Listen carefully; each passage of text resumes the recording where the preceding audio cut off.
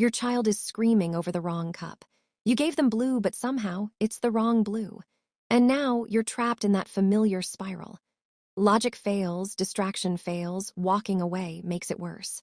But here's what happens next, and this is the part most parents get wrong. You try to fix it fast, control it, stop the noise, and that's exactly when it escalates. But Korean families discovered something about the nervous system that changes everything. Something about how to actually diffuse a meltdown instead of fueling it, and it works in the next 60 seconds. Most parents are accidentally making tantrums worse every single time, but you won't be one of them after today. Here's what happens when your instinct is to fix it fast. You correct, you redirect, you rationalize. You're being ridiculous, calm down, we don't cry over spilled milk. And here's what you probably don't realize. When you come in with control, your child's brain reads it as a threat. The fear center activates, they dig in harder. What could have been 30 seconds becomes 10 minutes. And they're learning, big feelings get you in trouble, so either hide them or scream louder to break through. If you've done this, if you felt that panic rising and responded with control, you're not broken. You're human. This is what we were all taught. But here's where one culture figured out something completely different. In Korean families, there's a concept called jeong. It's hard to translate, but it's something like emotional harmony, deep empathy, and shared presence, and it completely flips how parents respond when their children are overwhelmed. Picture this: a Korean grandmother watching her grandson scream over a broken toy. She doesn't speak, she doesn't correct. She sits beside him, hand on his back, and just breathes, and within seconds his crying shifts. It's like watching a storm pass. That's jeong in action. Korean parents don't rush to fix emotion, they absorb it first because they understand something about the nervous system. When you stay calm, your child borrows your calm. Your body teaches their body how to regulate. When you panic, they panic harder. When you slow down, they naturally slow down too. This is called co-regulation. Your child's brain can't calm itself yet, so it syncs with yours. Slow presence is faster than quick fixes. That's the foundation of what we're about to learn. So let me name this method the Jeong Pause. It's called a pause because the first move is counterintuitive. You stop trying to stop the tantrum. You pause, you lower your entire energy, you create a calm space around your child. And I need to warn you, the first step will feel completely wrong. Every instinct will scream at you to do the opposite. That's exactly why it works. I'm going to show you 5 simple steps, and I want you to follow along with the timing, because when you see how fast this actually works, you'll understand why Korean parents look so unshaken. Ready? 60 seconds, that's all we need. Let's count it down together. Step 1, lower your energy and your body. The instant you see the meltdown coming, or even when it's already happening, you do 3 things at once. Take a real breath, drop your shoulders, crouch down to their eye level, not towering, meeting. When you do this, something shifts. Your child's brain reads this combination as I'm safe. This person isn't a threat, they're with me. The amygdala, the fear center, downshifts. 10 seconds done, 50 to go. Step 2, silent connection. You're at their eye level now, you don't speak yet. You just make gentle eye contact. Let them see that you're grounded, that you're not angry at them, that you're there. Your child is watching you, their body is watching you, and they're literally syncing with what they see. 3 to 5 seconds just breathing together without words. 45 to go. Step 3, the gentle touch. Still without words, you might lightly hold their hand or rest your palm on their shoulder or back. Some children lean into this immediately, others need a moment, and some won't want touch at all. And that's okay, you adapt. The core stays the same, they feel your presence. Here's what's happening neurologically. Your calm, steady touch is sending a message to their brain. This is survivable, you're safe, I'm not leaving. Many tantrums de-escalate right here. You'll feel the tension leave their little body. They stop fighting because they feel seen, held, not alone.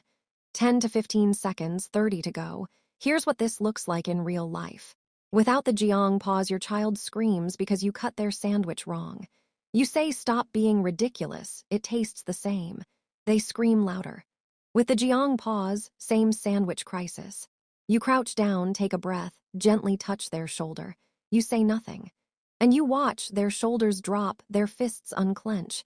The intensity shifts before they've even stopped crying. Step 4, name the feeling.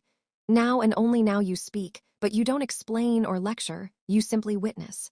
You're really upset right now. You wanted the sandwich whole and now it's cut. That's frustrating.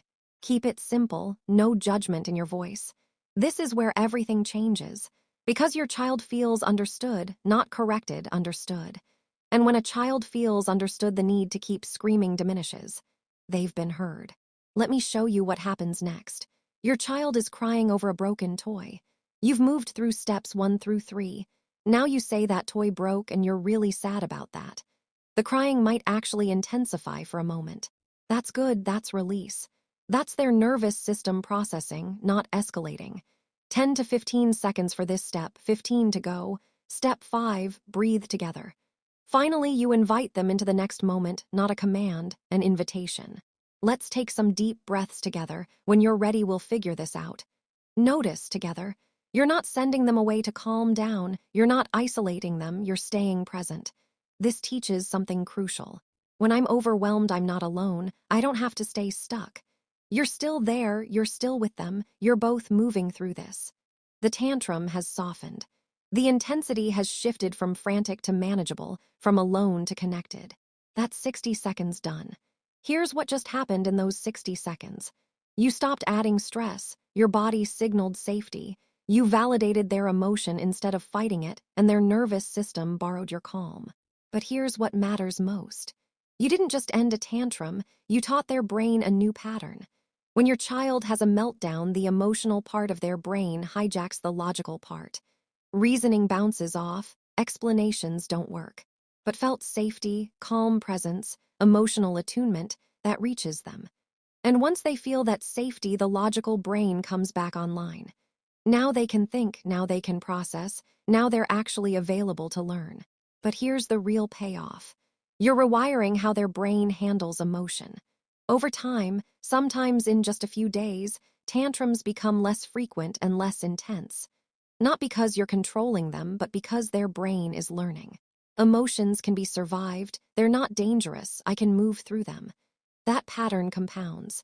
Now I know what you're thinking, what if it doesn't work right away?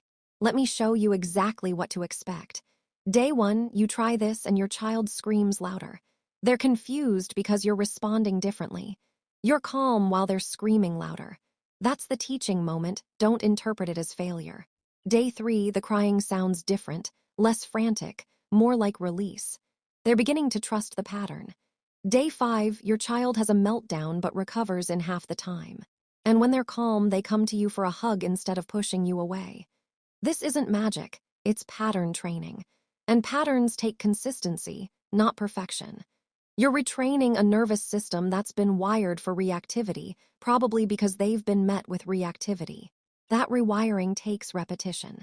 But most parents report genuine shifts within 3 to 5 days of gentle, consistent practice, not perfection. Real observable changes in how they respond. Let me tell you what this looks like 6 months in. Your child comes home from school, throws their backpack down, and bursts into tears. You don't even know why yet. The old you would have said, "What happened? Why are you crying? Use your words." But now you just crouch down, you breathe, you place your hand on their shoulder, and you wait. Here's what happens. Within seconds, they crawl into your lap, and the whole story comes tumbling out. The friend who said something mean, the game they weren't included in. They tell you because they know you can handle their big feelings, because you've proven it over and over in those 60-second moments. That's not just tantrum management, that's trust. That's emotional security, that's the foundation of who they'll become. Your child's tantrums don't just become shorter, they become rarer. Because they learn something most kids never learn. That their biggest feelings don't push you away. That emotion doesn't mean abandonment. That they can fall apart and still be loved. You'll notice it in small ways at first. They come to you faster when they're upset. They cry instead of rage. They let you help. That's not obedience, that's trust. Tantrums that used to last 15 minutes over in 3. The rage that used to escalate now de-escalates. Their little body learns a new pattern. And you get something back. You get to be the steady ground instead of part of the chaos. You get to model how emotions actually work. You become the calm your child needs. And they become. the emotionally secure person you want them to be. So here's your challenge. The next time your child melts down, and it'll probably be today, I want you to try something radical. Don't fix it, don't stop it, don't control it. Just pause. Drop your energy and your body, meet their eyes without words, touch their shoulder, name what they're feeling, and breathe together. Set a timer if you want, watch how fast it works. Remember that blue cup from the beginning. The one that was the wrong shade of blue? Here's the thing. With the Jeong Pause, it's still the wrong cup. The sandwich is still cut wrong, the toy is still broken. But your child learns something more valuable than getting what they want. They learn that their biggest feelings don't push you away, that they're safe even when they're not okay, that you're the steady ground beneath their feet, and that changes everything. Your child won't remember every tantrum, but they'll remember how you made them feel when they were at their worst. So choose to be the calm they need starting in the next 60 seconds. Then come back, tell me what shifted. Comment below, share your story. Because this method works, not perfectly, but genuinely, reliably, in a way that transforms both of you. You've got this.